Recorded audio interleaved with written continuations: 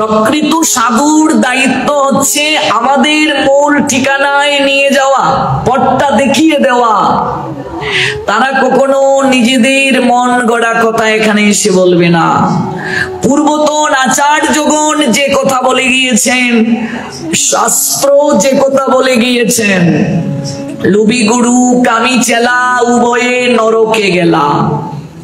সকাল বেলার আহ্নিক করার সময় সূর্য উদয়ের আগের 24 মিনিট, সূর্য উদয়ের আগের 24, পরের 24, এই 48 মিনিটে মুহূর্ত হয়, 30টা মুহূর্ত বিষ্ণু পুরাণ বলছেন। এই মুহূর্তে আপনাকে বীজ মন্ত্র ধ্যান করতে হবে। যেখানে দীক্ষিত ব্যক্তি আপনারা যারা এখানে আছেন, যারা দীক্ষা পেয়েছেন, সূর্য উদয়ের আগের 24 মিনিট, সূর্য উদয়ের পরের 24 মিনিট। সূর্য উদয় যদি 5টায় হয় মনে করুন, তাহলে 5টা বাজার আগের 24 মিনিট, 5টা বাজার পরের 24 মিনিট, এই 48 মিনিটের মাঝে আপনাকে দীক্ষিত ব্যক্তিকে আহ্নিক করতে হবে, বীজ ধ্যান করতে হবে। এই সময় পরে যদি ধ্যান করে এই বীজের কোনো কৃপা পাবে না।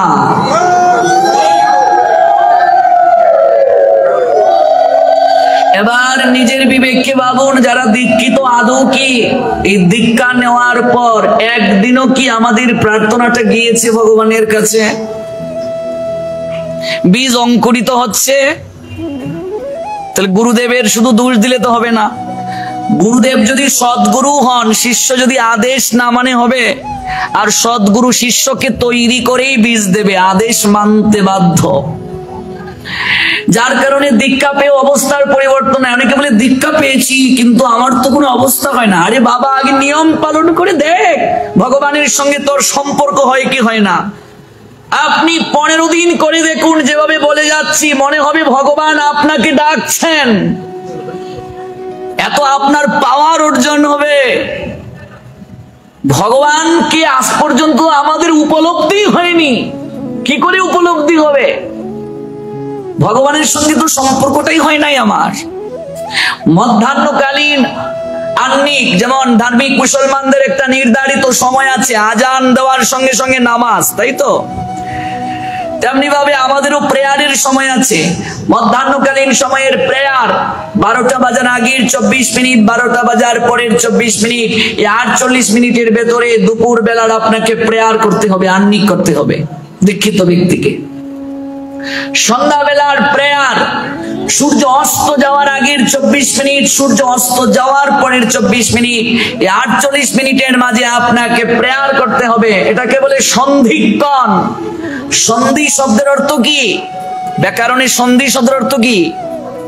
মিলন। এই সময়টাতে প্রার্থনা করলে ভক্ত ভগবানের মিলন হবে।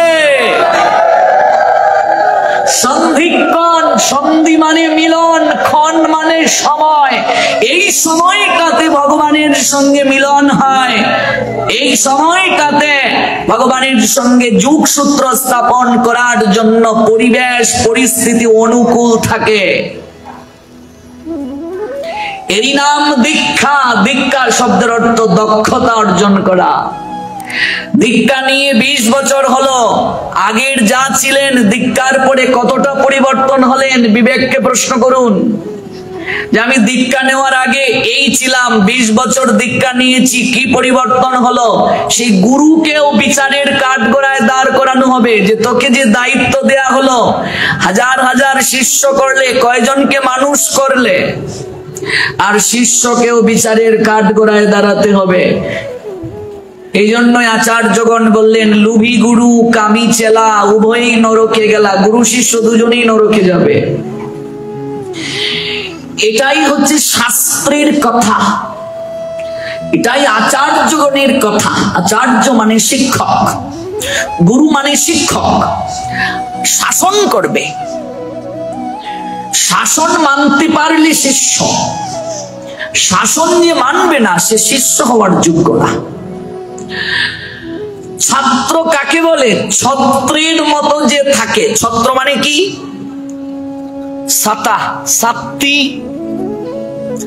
ছাতা যেমন ঝড় বৃষ্টি থেকে আমাকে বাঁচায়, প্রোটেক্ট করে, ছাত্র আচার্যের সঙ্গে ছত্রের মতো থাকবে, নতুবা সে কোনোদিন জ্ঞান লাভ করতে পারবে না, শিক্ষা লাভ করতে পারবে না।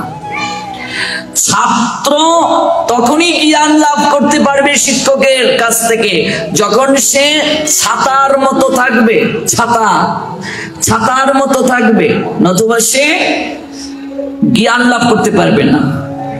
আর সে ছাত্র তখনই শিষ্য হবে যে শাসন মানবে।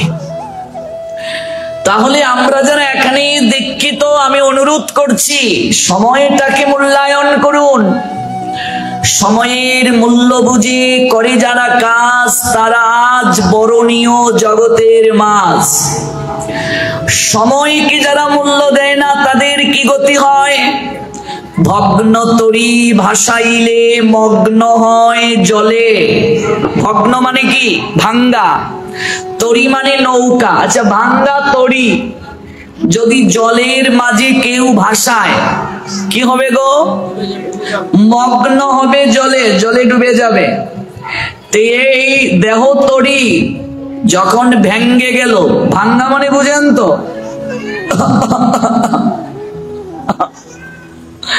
এই যে অবস্থা, এই অবস্থায় যদি তরীকে জলে ভাসাও আর শুধু কান্নাকাটি করো, গুরু দেও আমারে চরণ তরী ভবসাগর পার হইয়া যায়, আর কান্নাকাটি করে গান গাইছো, লাভ হবে না। গুরুদেবেরও সামর্থ্য নাই তোমাকে চরণ তরী দিয়ে উদ্ধার করার। শৈশবে ভজে কৃষ্ণ, কৃষ্ণ পাবার আসে, যৌবনে ভজে কৃষ্ণ আসে বা না আসে, বৃদ্ধকালে ভজে কৃষ্ণ জমের তার আসে। গুরুদেব আপনাকে পথ দেখিয়ে দিয়ে যাবে, হাঁটতে কাকে হবে? নিজেকে।